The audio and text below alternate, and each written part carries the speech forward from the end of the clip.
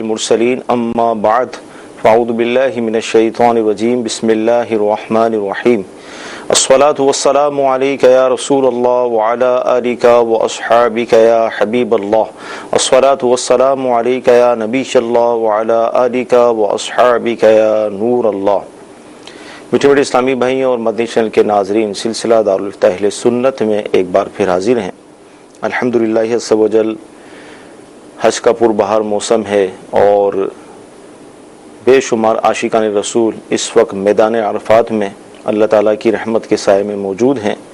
قربانی کے ایام بھی ہیں۔ انشاءاللہ عز و جل اسی موضوع پر ہم گفتگو کریں گے۔ ابتداءً درود پاک کی فضیلت کہ فرمان مصطفیٰ صلی اللہ تعالیٰ علیہ وسلم ہے، مجھ پر درود پاک پڑھنا پل صراط پر نور ہے، جو روز جمعہ مجھ پر 80 بار درود پاک پڑھے اس کے 80 سال کی گناہ معاف ہو جائیں گے۔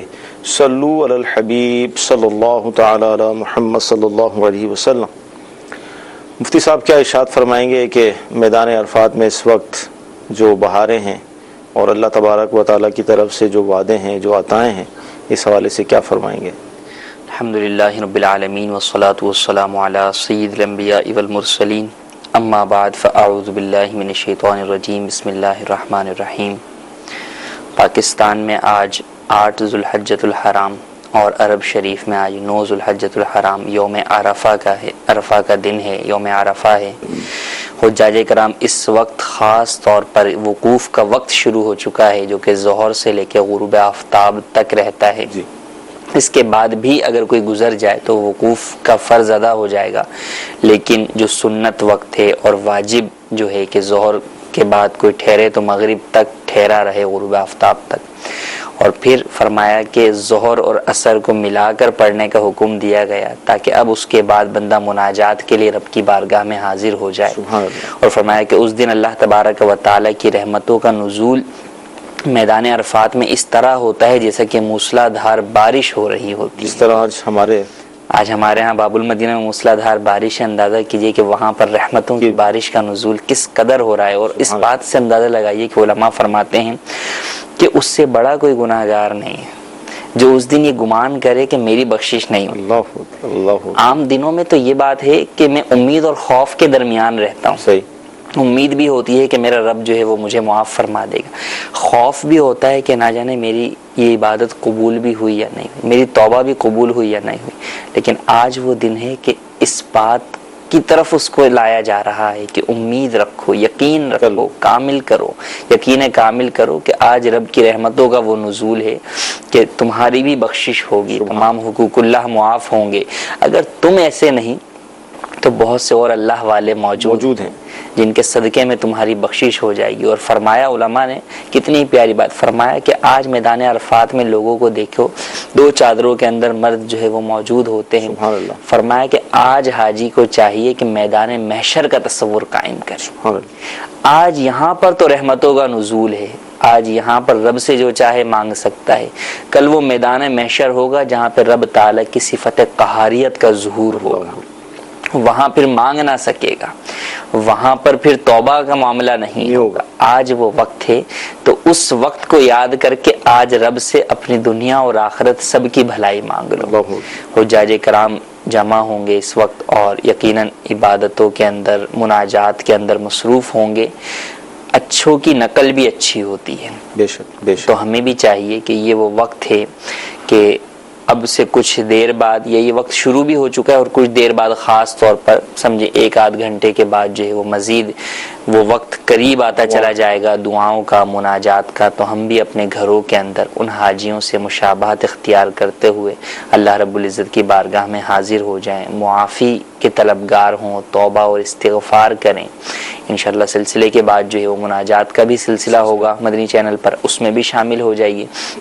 اجتماع ہوگا بعد نماز مغرب، اس میں بھی شامل ہوں تو ذکر اللہ کی جو محفل ہوگی وہاں پر رحمتوں کا نزول ہوتا ہے۔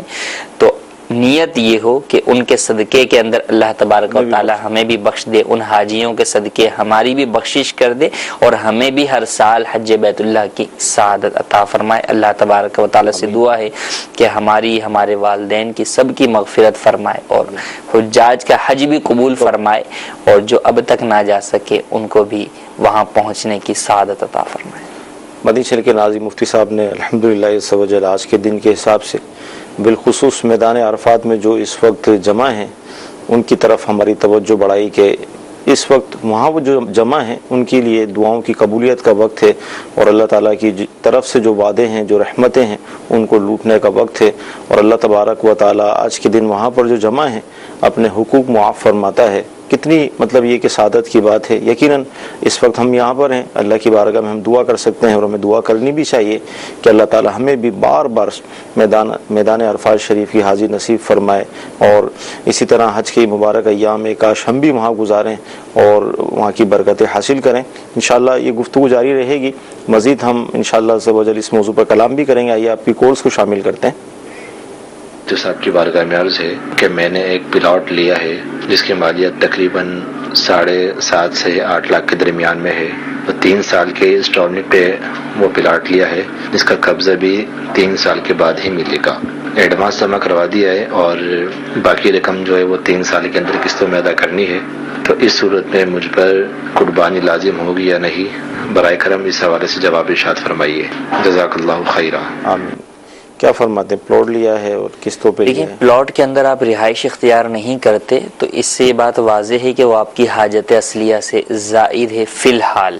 اگرچہ کسی نے لیا اس نیت سے ہو کہ میں نے آگے اس میں رہائش اختیار کرنی ہے، اگرچہ میں ابھی کرائے پر رہ رہا ہوں، آگے میں نے ادھر گھر بنا کر رہنا ہے، لیکن اس وقت وہ آپ کی حاجت اصلیہ میں نہیں ہے، تو لہٰذا حاجت اصلیہ سے جب زائد ہے تو اب اگر اس کی مالیت نصاب کی مقدار کو پہنچتی ہے تو آپ پر قربانی واجب ہوگی۔ صحیح۔ اب جیسے کہ انہوں نے کہا کہ میں نے پوری قیمت نہیں دی، بکنگ کروائی ہے، کچھ ایڈوانس دیے، پیسے جو ہے وہ دیے ہیں یا کچھ قسطیں جو ہے وہ بھر دی ہیں، تو اب جتنا قرضہ باقی ہے وہ قرضہ مائنس ہوگا، لیکن قرضہ مائنس ہونے کے بعد بقیہ رقم اگر نصاب کی مقدار کو پہنچتی ہے تو قربانی واجب ہوگی۔ اس کی مثال یوں لیجئے کہ مثال کے طور پہ 3 لاکھ روپے کا پلاٹ خریدا، ٹھیک ہے۔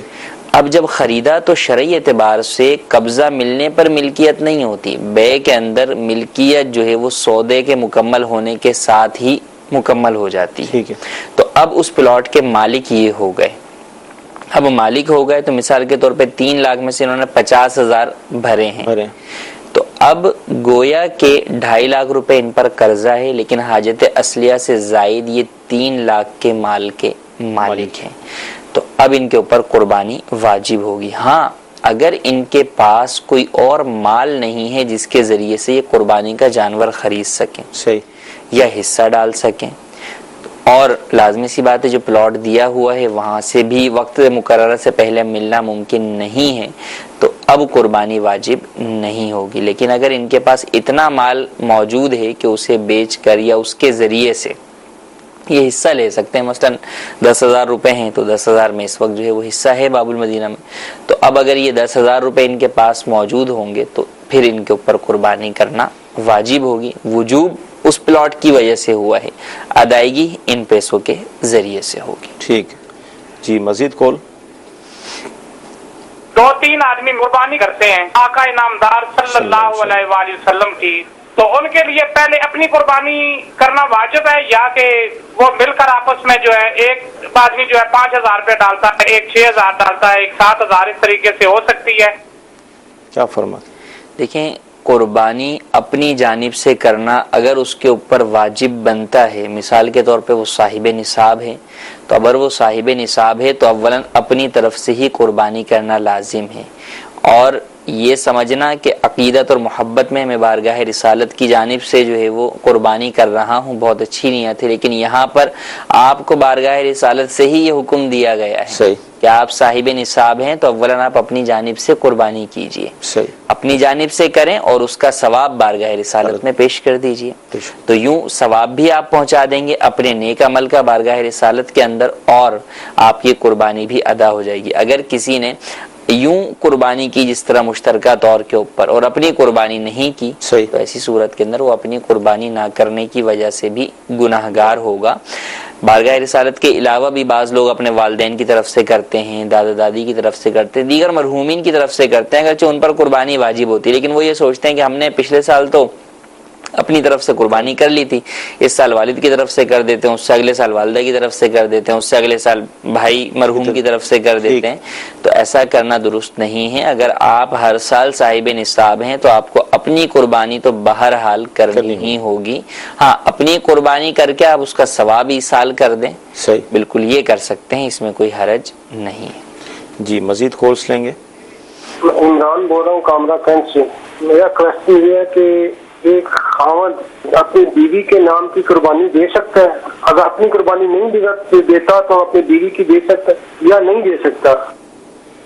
یہ بھی ہے معاملہ ہمارے دینے کو تو دے سکتے ہیں، اس میں تو حرج نہیں ہے، لیکن اگر آپ یہ سوچیں کہ جناب بیوی کی میں دے رہا ہوں لہٰذا میں اپنی نہ دوں اس سال، تو ایسا نہیں۔ اگر آپ صاحب نصاب ہیں تو آپ پر اپنی قربانی بھی لازم ہے، اور اگر بیوی صاحب نصاب ہے تو اس پر اپنی علیحدہ قربانی لازم ہے۔ اب شوہر سوچے کہ بھئی میرے پاس اس وقت پیسے تو اتنے ہی ہیں کہ میں ایک ہی جانور کا حصہ ڈال سکتا ہوں، ایک ہی جانور خرید سکتا ہوں، تو آپ پر تو اپنی قربانی واجب ہے، وہ آپ کو کرنی ہوگی۔ اب بیوی بھی چونکہ صاحب نصاب ہے زیورات کی وجہ سے یا اور کسی وجہ سے، تو اس پر بھی قربانی واجب ہے۔ اب یا تو وہ اپنا مال زیور وغیرہ بیچ کر جو ہے وہ قربانی کا حصہ ڈالے یا قربانی کرے، یا پھر کسی سے قرض لے کر قربانی کرے۔ بہرحال جب دونوں پر قربانی لازم ہے تو دونوں کو قربانی ادا کرنی ہوگی۔ ہاں، اگر شوہر بیوی کی طرف سے قربانی کرنا چاہتا ہے کہ میں اپنی بھی کر رہا ہوں، بیوی کا سونا بکے نہیں، چلے میں اس کی طرف سے کر دیتا ہوں، تو اجازت ضروری ہوگی۔ بیوی سے اجازت لے لے کہ میں تمہاری طرف سے قربانی کر دوں، وہ اجازت دے دے تو قربانی ہو جائے گی۔ یا بیوی کو معلوم ہے کہ میرا شوہر ہر سال میری طرف سے قربانی کرتا ہے، تو اگر انڈرسٹوڈ طور پر بھی اجازت موجود ہے تو بھی قربانی ہو جائے گی۔ اچھا، اس میں نیت کے حوالے سے کیا فرمائیں گے کہ نیت میں ہم تبدیلی کر سکتے ہیں؟ مثال کے طور پر اگر کوئی جانور لے کر آیا منڈی سے اور اس کی نیت یہ تھی کہ یہ اپنے والد کی طرف سے کروں گا یا اپنی زوجہ کی طرف سے کروں گا یا اپنے خاندان کی طرف سے یا کسی بزرگ کی طرف سے، تو اب جیسے وہ مدنی چینل میں سلسلہ دیکھ رہے ہوں اور ابھی ان کو مسئلہ پتہ چلا کہ بھئی واجب تو مجھ پر ہے پہلے، جی، تو اب کیا نیت میں تبدیلی ہو سکتی ہے؟ بالکل تبدیلی کر سکتے ہیں، اور یہ تبدیلی کرنا تو لازم ہے کیونکہ وہ نفلی قربانی ہو رہی تھی اور یہ ان کی واجب قربانی ہے، تو یہ اپنی واجب قربانی کی بالکل نیت کر سکتے ہیں۔ اچھا، اسی طرح جیسے بھی بارشیں جو چل رہی ہیں ہمارے ملک کے اندر، بالخصوص ہمارے شہر میں بھی، اب جانور لیا، بارش ہونے کی وجہ سے ہو سکتا ہے جانور بیمار ہو جائیں یا کسی حادثے کا شکار ہو جائیں، تو کیا ابھی جانور ہم بیچ کر دوسرا لے سکتے ہیں یا کوئی تبدیلی اس میں کر سکتے ہیں؟ دیکھیں، جانور کے اندر علماء نے یہ بیان فرمایا کہ اگر ذبح کرتے وقت گرانے میں کچھ اس کو نقص پیدا ہو گیا تو وہ نقص مانے نہیں ہے، جبکہ فوری طور پہ آپ نے قربانی کر دی، ذبح کر دیا۔ صحیح۔ لیکن ابھی جیسے 1-2 دن باقی ہیں، اب جانور بیمار ہو گیا یا اور کوئی اس کے اندر عیب پیدا ہو گیا، تو اب اس کو بیچ کر قربانی کا دوسرا جانور خریدا جا سکتا ہے۔ بلکہ اگر ایسا عیب پیدا ہو گیا کہ جو قربانی سے مانے رکاوٹ بن رہا ہے تو تب آپ اس کی قربانی کر ہی نہیں سکتے۔ تو آپ اگر صاحب نصاب ہیں تو آپ کو دوسرا ہی جانور خریدنا ہوگا، تو بالکل اسے بیچا جا سکتا ہے۔ اور اگر ایسا عیب نہیں پایا گیا اور اب آپ صاحب نصاب ہیں اور دوسرا جانور خریدنا چاہتے ہیں کہ نہیں یار یہ کمزور ہو گیا، میں دوسرا لے آتا ہوں، تو اب دوسرا لائیں گے تو وہ اس کی قیمت کے یا تو برابر ہوگا یا زیادہ ہوگا، کم قیمت کا نہیں ہونا چاہیے، اس بات کا خیال رکھا جائے۔ جی مزید کالس۔ مسئلہ یہ ہے کہ قربانی کے بڑے جانور میں 7 سے کم حصے ہوں تو قربانی ہو سکتی ہے یا نہیں ہو سکتی؟ 7 سے کم حصے بالکل ہو سکتی ہے، یعنی جیسے 2.5 ساڑھے 3 حصے کر لیے، یا جو ہے وہ 3 افراد نے مل کر جو ہے وہ جانور خرید لیا، تو اس میں کوئی حرج نہیں ہے۔ کسی کا حصہ ایک حصے سے کم نہ ہو، 7ویں حصے سے کم نہ ہو، یہ جائز نہیں ہے۔ مثال کے طور پر 8 افراد شریک ہو جائیں گے تو یہ جائز نہیں ہے، یا افراد تو جو ہے وہ 6 شریک ہوئے، افراد تو 6 شریک ہوئے، لیکن ایک نے جو ہے وہ 3 لے لیے اور دوسرے نے جو ہے وہ 3.5 لے لیے، اور ایک کو جو ہے وہ آدھا حصہ دے رہے ہیں، تو یہ جائز نہیں ہوگا۔ اور ایسی صورت میں یہ بھی نہ سمجھا جائے کہ بھائی فقط اسی کی قربانی نہیں ہو رہی، نہیں، کسی ایک اگر حصے دار کی قربانی نہیں ہوگی تو گویا کہ وہ مشترکہ پورے جانور کی ہی قربانی نہیں ہو سکتی۔ ٹھیک، تو کم بالکل حصے ہو سکتے ہیں، 7 حصے پورے ہونا ہی ضروری نہیں ہے۔ عموماً یہ سوال آتا ہے کہ بھئی 2 افراد مل کر جو ہے وہ بڑا جانور لے کر آ گئے، آدھا آدھا 3.5 حصے، تو اس پہ بعض جو ہے وہ ہمارے بزرگ حضرات یہ اشکال کرتے ہیں کہ بھئی یہ 3.5 کا کون سا حساب ہے؟ تو چونکہ 3 اپنی جگہ پر موجود ہیں تو گویا کہ یہ آدھا حصہ انہی کے ضمن اور تابع ہو جاتا ہے، تو اس اعتبار سے اس میں کوئی حرج نہیں ہے۔ اور عموماً ہوتا بھی یہ کہ 3 مثال کے طور پر انہوں نے 3 افراد کی جانب سے کر لی اور دونوں مل کر مشترکہ طور پر وہ ایک حصہ جس کے آدھے آدھے دونوں مالک ہیں وہ نبی کریم صلی اللہ علیہ وسلم کی طرف سے کر دیتے ہیں یا اور کسی بزرگ کے اثارِ ثواب کے لیے کر دیتے ہیں، تو اس میں کوئی حرج نہیں ہے۔ اچھا، حضور علیہ الصلوۃ والسلام کی طرف سے جو ہم قربانی کا حصہ رکھنا چاہتے ہیں تو بعض اوقات اس میں تھوڑی سی کنفیوژن یہ پیدا ہوتی ہے کہ مطلب اس کو ہم شامل کس طرح کریں؟ اب 6 ہیں، ایک حصہ بچا تو ایک شامل کریں گے یا پہلے سرکار کا رکھیں یا اپنا رکھیں؟ تو تھوڑا سا اس کو اگر واضح کر دیں۔ بعض لوگ تو یہ بھی، مجھے بلکہ اسی ہفتے کی بات ہے، مجھ سے ایک نے پوچھا کہ اگر سرکاری حصہ نہ رکھا جائے، سرکار کی نسبت سے سرکاری حصہ بھی کہا جاتا ہے، یا ایک نے کہا کہ اللہ نام کا اگر حصہ نہ رکھا جائے تو کیا قربانی ہو جائے گی یا نہیں ہوگی؟ یا ایک ہے؟ تو میں نے کہا سارے اللہ کے نام پر جو ہے وہ جانور ذبح ہو رہا ہے، اور قربانی ہے ہی اللہ تبارک و تعالیٰ کا قرب حاصل کرنے کے لیے، تقرب اللہ کے لیے۔ تو سب سے پہلے تو یہ بات ذہن ہو کہ یہ حصے رکھنا لازم نہیں ہے۔ آپ اگر 7 آپ اپنے گھر کے ہی افراد کے حصے رکھتے ہیں تو بھی آپ کی قربانی ہو جائے گی، اور آپ ان 7 حصوں کی قربانی کا جو ثواب ملا ہے وہ آپ ایصال کر دیں، بارگاہ رسالت کے اندر جو ہے وہ نذرانتاً پیش کر دیجئے۔ ہاں، اب اگر آپ رکھنا چاہتے ہیں، حصہ بچ رہا ہے یا ویسے ارادہ ہے کہ نہیں بھئی ایک کرنا ہے، تو اب اس میں یہ ہوتا ہے کہ بھئی پہلے رکھیں یا بعد میں رکھیں۔ تو پہلے بعد میں کوئی حرج نہیں، آپ پہلے بھی رکھ سکتے ہیں، بعد میں بھی رکھ سکتے ہیں، اس میں کوئی حرج نہیں ہے۔ ہاں، اس بات کا تھوڑا سا خیال رکھیں، مثال گھر میں افراد ہیں موجود، ان پر قربانی واجب ہے۔ اب آپ اگر جو ہے وہ یہ حصہ ڈال دیتے ہیں تو آپ کو دکھ رہا ہے کہ قربانی نہیں کریں گے۔ کئی مسائل کسی کے ساتھ ہو سکتے ہیں کہ یار اس کے پاس فی الحال مال نہیں ہے یا اور دیگر معاملات ہیں، تو پھر خیر خواہی کرتے ہوئے آپ ممکن ہو تو آپ ان کا حصہ ڈال دیں تاکہ ان کا واجب ادا ہو جائے، وہ گناہ گار نہ ہو، اور پھر آپ ان کے حصے کا اور اپنے حصے کا سب کا ثواب بارگاہ رسالت میں نذرانتاً پیش کر۔ اچھا، یہ بھی ارشاد فرمائے کہ اب ظاہر قربانی کے دن آنے والے ہیں، تو ایک تو جانور کو ذبح کرنے کے حوالے سے، پھر اس کا گوشت، پھر اس کی کھال، پھر ذبح کی اجرت کے حوالے سے، تو جو گوشت فروشت ہوتے ہیں تو کیا ہم جب انہوں نے کو ذبح کر دیا تو اجرت میں کیا ہم اس کی کھال یا گوشت کا کچھ حصہ اس کو دے سکتے ہیں؟ ہرگز نہیں دے سکتے، کیونکہ قربانی کا جانور اللہ تبارک و تعالیٰ کے لیے انسان نے ذبح کیا۔ اور یہ تو دیکھیں کہ اس امت پر کتنا احسان عظیم ہے کہ پرانی امتوں کے اندر جو قربانی ہوتی تھی اس سے نفع اٹھانا جائز نہیں تھا، اسے کھا نہیں سکتے تھے، اسے آسمانی آگ آ کے لے جاتی تھی، تو اسے کھانے کی اجازت نہیں تھی۔ نبی کریم صلی اللہ علیہ وسلم نے فرمایا کہ مجھے یہ اللہ تبارک و تعالیٰ نے یہ وہ دیا، خصوصیت دی، فضیلت دی ایک معنوں میں، کہ غنیمت میری امت کے لیے حلال کی گئی۔ اسی طرح قربانی ہے کہ قربانی کے گوشت سے نفع اٹھانا اس امت کے لیے، کہ ذبح اللہ تبارک و تعالیٰ کے لیے کرو لیکن خود بھی کھاؤ، تم گوشت خود بھی کھاؤ، غریبوں کو بھی کھلاؤ، دیگر کو بھی کھلاؤ، لیکن اس سے مالی فوائد حاصل کرنا، تمول کرنا کہ تم اس کے ذریعے سے جو ہے وہ بیچ کر کوئی اور چیز جو ہے وہ حاصل کرو، یہ جائز نہیں ہے۔ تو چونکہ آپ اگر اجرت میں دے رہے ہیں تو گویا کہ آپ تمول کر رہے ہیں، مالی فائدہ اس طور پر حاصل کر رہے ہیں، تو یہ جائز نہیں ہے۔ بعض جگہوں پر ایسا ہوتا ہے، خاص طور پر بیرون ملک کے اندر سلاٹر ہاؤس کے اندر قربانیوں کا اہتمام ہوتا ہے، تو اب وہاں پر ہمیں کل کال بھی آئی تھی اور ویسے بھی مجھے معلوم ہوا کہ اگر آپ قربانی کی کھال کے بغیر قربانی میں حصہ ڈال رہے ہیں تو مثال کے طور پہ 200 پاؤنڈ کا، اور اگر آپ چاہتے ہیں کہ ہم آپ کی طرف سے قربانی کی کھال صدقہ کریں تو 250 پاؤنڈ کا حصہ ہے۔ اچھا، یوں حصوں کی اس کا مطلب یہ کہ وہ شخص جو قربانی کر رہا ہے آپ کی طرف سے سلاٹر ہاؤس والا، وہ اس کی کھال ہے وہ اس کو بیچ کر اس سے خود نفع اٹھا رہا ہے، وہ آپ کا وکیل، تو اس سے نفع اٹھانے کی تو اسے اجازت نہیں ہے اس طور کے اوپر کہ وہ اسے بیچ کر جو ہے وہ اس کے پیسوں کو اپنے بزنس سے وہ کور کرے۔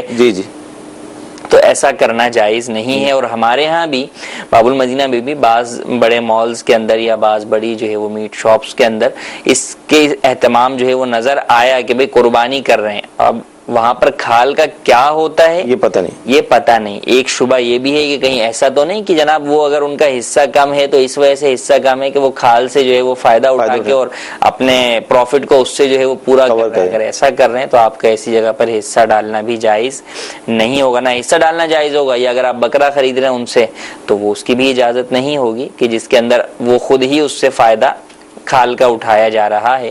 تو قربانی کی کھال، عقیقے کی کھال، یہ آپ قصاب کو اجرت میں نہیں دے سکتے. یوں ہی گوشت بھی آپ قصاب کو اجرت میں نہیں دے سکتے. اچھا، ہمارے شہر میں سے چربی جو ہے نا، بالخصوص چربی یا اس کا سر جو ہوتا ہے جس کو سری وغیرہ بھی کہا جاتا ہے، یہ بکتی ہیں باقاعدہ، مطلب لگتی ہیں دکانیں کے بھی بیچیں. تو اب چلے ہم نے کسائی کو اس کی اجرت نہیں دی، ہم نے خود ہی جا کے اگر اس کو بیچ دیا تو کیا فرماتے ہیں اس معاملے سے؟ خود بیچا اب دو صورتیں ہیں. اگر تو آپ نے اس لیے بیچا ہے کہ میں اس کی قیمت جو ملے گی وہ کسی غریب مستحق کے زکوٰۃ کو دے دوں گا، یا کسی مسجد میں دے دوں گا، یا کسی مدرسے میں دے دوں گا، تو ایسی صورت میں تو بیچنا جائز ہے. لیکن اگر اپنی ذات کے لیے بیچی کہ بھئی میں جو ہے وہ یہ چربی جو ہے وہ فالتو پڑی ہوئی چلو اٹھا کے، یا میں کھاتا نہیں ہوں چلے میں اس کو بیچ دیتا ہوں کچھ پیسے ہی آ جائیں گے، تو یہ ایسا کرنا جائز نہیں ہے. اب یہ تو بہرحال اس کو تصدق کرنا ہوگا، گناہگار علیحدہ ہوا، توبہ بھی لازم ہے. اور اب ان پیسوں کو اب مسجد میں بھی نہیں دے سکتا. اگر کسی نے اس نیت سے بیچا کہ میں اپنے استعمال میں اس کے پیسے لاؤں گا، تو اب یہ مسجد میں بھی پیسے نہیں دے سکتا، مدرسے میں بھی نہیں دے سکتا، بلکہ اب یہ مستحق کے زکوٰۃ کو ہی اس کے اوپر دینا ضروری ہوگا. ہاں، اگر مدرسے میں دے تو بتا کر دینا ہوگا کہ صدقہ واجبہ کی رقم ہے. ٹھیک جی، مزید کورس لیں گے. میرا سوال یہ ہے کہ کوئی قربانی کے جانور جو مارتے ہیں اور انہوں نے اپنے مالک کو 2-3 بار زخمی بھی کیا ہو، اور وہ اس کی قربانی کرنا چاہے تو قربانی کے وقت اس کو کوئی بھی نشے وغیرہ کی چیز دے سکتے ہیں تاکہ یہ کسی کو مارے نہ، کسی کو زخمی نہ کرے. کیا ایسا دینا جائز ہے؟ اور اس طرح کرنے سے کیا قربانی ہو جائے گی؟ اس طرح کے جانور جو ہوتے ہیں، جی دیکھیں، نشہ آور چیز دینا، یعنی مثال کے طور پہ اسے حرام چیز جو ہے وہ کھلانا یا پلانا، تو اس کی تو اجازت نہیں ہے. ہاں، البتہ کوئی اور طریقہ، مثال کے طور پہ انجیکشن جو ہے وہ کوئی اس کو لگا دیا اور واقعی یہ صورتحال ہو کہ اب یہ جو ہے وہ زخمی کر رہا ہے سب کو، یا اور کوئی اس طرح کا، تو اس کی اجازت ہوگی. لیکن اس میں کیا ہوگا، کیا کریں گے، یہ تو ایک جنرل سوال ہے. کرنے والے کیا کریں گے اس سے متعلق اولاً رہنمائی حاصل کریں، ورنہ عمومی طور پر جو ہے وہ اس طرح کے جانوروں کی بھی قربانی ہوتی ہی ہے. ماہر قصاب ہیں تو وہ اس کی قربانی کر ہی لیتے ہیں. تو بہرحال قربانی کی جائے. بعض جگہوں پر ان چیزوں سے بچنے کے لیے، خاص طور پر بیرون ملک کے اندر تو یہ ہے ہر جانور کے لیے، چاہے وہ مارتا ہو یا نہ مارتا ہو، وہ اس کو جو ہے وہ بے ہوشی کی صورت اختیار کرتے ہیں، اس کے سر پر کوئی ضرب جو ہے وہ مارتے ہیں، یا اس کو جو ہے وہ پانی میں جو ہے وہ اس کو غوطہ جو ہے وہ دیا جاتا ہے. مختلف چیزیں ہیں. اب ممکن ہے کہ اس کے اندر وہ جانور بچا بھی یا مر گیا، کیا صورتحال ہے تو یہ معلوم نہیں. حالانکہ ذبح کے وقت اس کا زندہ ہونا تو ضروری ہے. اگر وہ مر گیا تو پھر اب ذبح کر کے آپ کیا کریں گے، تو وہ تو حرام ہو جائے گا. تو بہرحال جو عموماً صورتیں رائج ہیں کہ آپ ماہر قصاب کے ذریعے سے ہی ایسے جانور کو ذبح کروائیں. اچھا، ایسے موقع پر مدنی چینل کے ناظرین سے میں عرض بھی کروں گا کہ بعض اوقات یہ ہوتا ہے کہ اب 1 لاکھ کا آپ جانور لے کر آئے، اب جو قصاب ہے 1000 روپے جو ہے نا اس سے وہ چل رہی ہوتی ہے، وہ 5 بول رہا ہے، ہم 4 بول رہے ہیں. حالانکہ وہ جو 1 لاکھ کا آپ کا جانور ہے، اس کی کھال، اس کا گوشت، پورا ایک جو سسٹم ہے وہ 1000 روپے، مطلب اس کو ہم رسک لے لیتے ہیں کیونکہ اناڑی آپ کو پتا ہے کہ یہ سیزن ہوتا ہے تو وہ کافی گھوم رہے ہوتے ہیں. تو کیا فرمائیں گے ایسے موقع پہ احتیاطاً ہمیں کیا کرنا چاہیے؟ دیکھیں، اپنے بھی آپ کی احتیاط ہے، دوسرے لوگوں کی بھی احتیاط ہے نا، ان کی بھی حفاظت ہے. اچھا، پھر جب آپ نے راہ خدا کے اندر ہی خرچ کرنا ہے، آپ جب 1 لاکھ کا لے کر آئے ہیں تو وہ دکھانے کے لیے تو نہیں لائے آپ، صحیح اللہ کی رضا کے لیے لائے ہیں. تو اب ذبح کرنے سے قربانی تو ادا ہو گئی، لیکن اب اس کے بعد اس کی کھال ہے، لازمی سی بات آپ نے کسی مسجد یا مدرسے میں دینی. اب آپ لگے ہوئے ہوں تو کیا فائدہ اس کا، آدھی قیمت رہ جاتی ہے. ٹھیک ہے. اسی طریقے سے گوشت ہے تو اب وہ گوشت کے جو ہے وہ چیتھڑے بنے ہوئے ہوں، تو اب غریبوں کو دیتے ہوئے بھی جو ہے وہ بندے کو شرم آتی ہے. آپ خود سوچیں کہ اچھا یوں بھی ہو سکتا ہے کہ بھائی اگر آپ کے بیٹے کی شادی ہو اور آپ نے یوں جانور کروانا ہو تو آپ اچھے سے اچھا شیف بھی بلائیں گے، اس سے پہلے قصاب بھی بلائیں گے کہ عزت خراب نہ ہو. یہاں کہیں ایسا تو نہیں کہ یار اللہ کے نام پہ دینا ہے تو چلو جو ہے وہ جیسا تیسا بھی جو ہے وہ اٹھا کے دے دیں، ایسا نہیں ہونا چاہیے. اللہ کی راہ میں دے رہے ہیں اچھی چیز دیجیے, صحیح. اپنی پسندیدہ چیز دیجیے, اور جو حفاظتی طریقے ہیں ان کو سامنے رکھتے ہوئے ماہر قصاب کے ذریعے اور سے. پھر ایسے اجزاء جو نہیں کھانے ہوتے جس کے لیے ممانعت ہے شریعت میں, وہ اناڑی کو عموماً نہیں پتہ ہوتا ہے کہ کون سی جگہ پر وہ چیز موجود ہے, تو لہذا یہ احتیاط بھی ضروری ہوگی. جی مزید کالس لیں گے. حضور میرا سوال یہ ہے کہ نابالغ بچے کی آمدنی سے قربانی کرنا جائز ہے یا نہیں ہے, اور یہ بھی ساتھ میں ارشاد فرما دیجئے کہ نابالغ بچہ اگر کام کرتا ہو تو اس کی جو تنخواہ ہے وہ گھر والے استعمال کر سکتے ہیں یا نہیں. جی قربانی اس کی تنخواہ. نابالغ بچے پر دیکھیں قربانی بھی لازم نہیں ہوتی, زکوٰۃ بھی لازم نہیں ہوتی, اگرچہ نابالغ کا مال نصاب کی مقدار میں ہو جب بھی اس پر قربانی واجب نہیں ہوگی, لہٰذا نابالغ کے مال سے قربانی کرنے کی اجازت نہیں ہے. صحیح. اب وہ کماتا ہے تو اس کی کمائی کو کیا کریں, تو اس کے والدین اس کی کمائی کو سنبھال کے رکھیں گے. ہاں اس کی جو اپنی ضروریات ہیں ان میں خرچ کیا جا سکتا ہے, گھر والے اسے اپنے طور پر استعمال نہیں کر سکتے. ہاں اگر والدین واقعی ضرورت مند ہو کہ کھانے پینے کو ان کے پاس کچھ نہ ہو تو بطور قرض اس میں سے کچھ لے سکتے ہیں, جو کہ آنے کے بعد ان کو اس کے مال میں لوٹانا ہوگا, اور جب وہ بالغ ہو جائے گا تو پھر اس کا مال سارا جب وہ سمجھدار بھی ہو جائے اس کے حوالے کیا جائے گا. اچھا, اجتماعی قربانیاں جو ہوتی ہیں ہمارے ملک میں بھی ہوتی ہیں, دنیا بھر میں بھی ہوتی ہوں گی, تو دو سوال اس میں بن رہے ہیں. ایک تو یہ کہ اگر گھر کے اندر گھر کے افراد اجتماعی قربانی کرتے ہیں, اب اس کے اندر 50,000 کا جانور ہے, کسی نے 5 دیے, کسی نے 10,000 دیے, کسی نے یوں, تو ایک تو یہ پیسے جو کم زیادہ ہیں اس حوالے سے. دوسرا گوشت کی جو تقسیم ہوتی ہے ہمارے یہاں اجتماعی قربانی میں, تو اس میں بالخصوص پائے سری جو اس طرح کی چیزیں ہیں, اس میں بعض اوقات یہ ہوتا ہے مجھے یہ نہیں ملا, دوسرا کہتا ہے مجھے یہ نہیں ملا, تو ان دونوں کا اگر آپ کوئی حل ارشاد فرما دیں. اجتماعی قربانی اگر دعوت اسلامی کے تحت کروا رہے ہوں گے بہت سارے لوگ, تو انہیں معلوم ہوگا کہ ایک پورا وکالت نامہ بنا کر دیا جاتا ہے. ٹھیک. میں یہ سمجھتا ہوں یہ وکالت نامہ صرف اس سطح کے لیے نہیں ہے. صحیح. یہ اگر آپ گھریلو سطح پر بھی کر رہے ہیں تو وہاں پر بھی خاص طور پہ جبکہ 2-4 افراد ہوں, بس اوقات یوں ہوتا ہے ایک گھر کے تو نہیں ہوتے, ایک خاندان کے جو ہے وہ افراد ہوتے ہیں, تو وہ وکالت نامہ بہرحال جو ہے وہ پر کروا لینا چاہیے, پڑھ کر سنا دینا چاہیے, تاکہ پتہ چلے کہ ہم کس کس چیز کی وکالت دے رہے ہیں. صحیح. سامنے والا ہے کیا شخص, اس کی حیثیت کیا ہے. صحیح. تو پھر جب اس کو سمجھ لیں گے تو یہ جھگڑے بھی نہیں ہوں گے اور ایک دوسرے کے اوپر الزام تراشی بھی نہیں ہوگی. آپ نے اسے وکیل بنایا ہے, اب جانور ہے ان تمام شرکا کا. صحیح. اب جب ان تمام شرکا کا جانور ہے تو سب میں تقسیم ہوگا. اگر ایک ہی گھر میں کھانا پکانا ہے, تقسیم نہیں کرنا تو ٹھیک ہے, اس میں حرج نہیں ہے, لیکن جب حصے آپ کو دینے ہیں مختلف افراد کو تو پھر بہرحال باقاعدہ وزن کر کے برابر برابر تقسیم کر کے دیا جائے گا. اور اس کے اندر فرمایا کمی بیشی بھی جائز نہیں ہے, اگرچہ سامنے والا یہ کہہ دے کہ میں نے معاف کیا, یہاں پر اسے معاف کرنے کا اختیار نہیں ہے کہ یہ شرعی مسئلہ ہے. ہاں جو افراد واقعی وزن کی مشقت سے بچنا چاہتے ہیں اور سارے شرکا راضی بھی اس بات پر ہیں کہ بھئی اندازے سے دے دیا جائے, وزن کی حاجت ہمیں نہیں ہے, اعتماد ہوگا. صحیح. تو اب فرمایا کہ اس کے لیے یہ کیا جائے کہ ہر ڈھیری کے اوپر گوشت کے علاوہ جو جانور کے اجزاء ہوتے ہیں, مثلا کلیجی ہو گئے, پھیپڑا ہو گیا, سری پائے ہو گئے, مغز ہو گیا, یہ مختلف چیزیں جو ہے وہ رکھ دی جائیں, تو ایسی صورت کے اندر اندازے سے دے سکتے ہیں. لیکن اندازے میں بھی دینے والا بہرحال اس بات کا خیال کرے کہ حتی الامکان برابر برابر ہی دے, تاکہ بعد میں بلا وجہ غیبتیں چغلیاں نہ ہوں, ایک دوسرے کے اوپر بلا وجہ الزام تراشی کسی صورت نہ بنے. تو اس بات پیسے کم زیادہ اگر ہوں گھر کے اندر ہی ہو رہی ہے, پیسے گھر میں کم زیادہ کی صورت کے اندر سب سے بہتر حل تو اس کا یہ ہے کہ مثال کے طور پہ ایک بھائی دے رہا ہے 13,000, صحیح, دوسرا دے رہا ہے 7,000, حصہ بن رہا ہے 10,000 کا, 70,000 کا جو ہے وہ جانور ہے, تو اب وہ اپنے 3,000 وہ 7 والے کو ہی دے دے. سب سے جو بہتر اور صاف ستھری جو شبہات سے پاک صورت ہے وہ یہی ہے کہ بھائی یہ 3,000 میں نے تمہیں گفٹ کیے, اب وہ اپنی طرف سے 10,000 جو ہے وہ ملا دے. صحیح, ٹھیک ہے. یا یوں بھی کہہ سکتا ہے کہ میں نے جو ہے وہ یہ 13 دے رہا ہوں, 13 میں سے جو ہے وہ 10 میرے ہیں اور یہ 3 اس کے ہیں, اور یہ 3 اور 7 اس کے مل کے یہ 10 ہوگا, یہ سب سے بہتر ہے.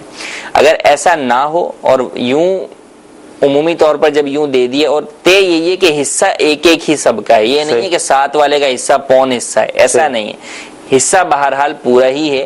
تو ایسی صورت میں بھی گویا کہ دلالتاً اجازت ہوتی ہے 13,000 والے کی جانب سے کہ یہ میں پیسے اس کی جانب سے ہی بھر رہا ہوں. صحیح. تو اس صورت میں بھی قربانی ادا ہو جائے گی، حصہ سب کو پورا پورا ہی ملے گا۔ 13 والا اگر یہ کہے کہ نہیں میں نے 13 دیا مجھے زیادہ حصہ دو تو اب ناجائز ہو جائے گی، کیونکہ پھر گویا کہ اس نے سوا حصہ لیا ہے، جب اس نے سوا لیا تو پھر 7 والے نے پون لیا، اس کا مطلب تو جب 7ویں سے حصہ کم ہوگا تو کسی کی بھی قربانی نہیں ہوگی۔ ٹھیک، مدنی چینل کے ناظرین، قربانی کے حوالے سے جو ہمارے سلسلے ہوئے، مطلب سینکڑوں سوالات اس ضمن میں ڈسکس کیے گئے، اور ابھی بھی کئی SMS باقی ہیں، کالس باقی ہیں۔ ظاہر بہت وسیع موضوع ہے، کوشش تو کی گئی کہ کم از کم موٹے موٹے جو مسائل ہوتے ہیں وہ ڈسکس کیے جائیں۔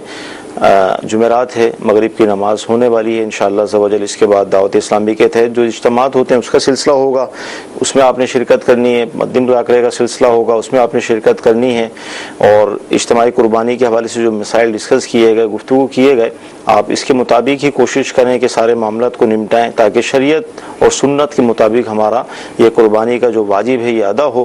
کوئی ایسی غلطی ہم سے سرزد نہ ہو کہ جس سے پیسہ بھی خرچ ہوا، جانور بھی لے کر آئے، سب کچھ کیا، لیکن اللہ نہ کرے ایسا نہ ہو کہ قربانی ہی نہیں ہوئی۔ تو لہذا یہ مسائل اچھی اچھی نیتوں کے ساتھ آپ تک بڑھائے گئے، پہنچائے گئے۔ اللہ تعالیٰ کی بارگاہ میں ہم دعا کرتے ہیں کہ اللہ تعالیٰ آج کا ہمارا یہ سلسلہ اپنی بارگاہ میں قبول فرمائے، جو سنا ہے، جو سیکھا ہے، اس پر عمل کرنے کی توفیق عطا فرمائے۔ آمین۔ صلو علی الحبیب صلی اللہ تعالی علی محمد۔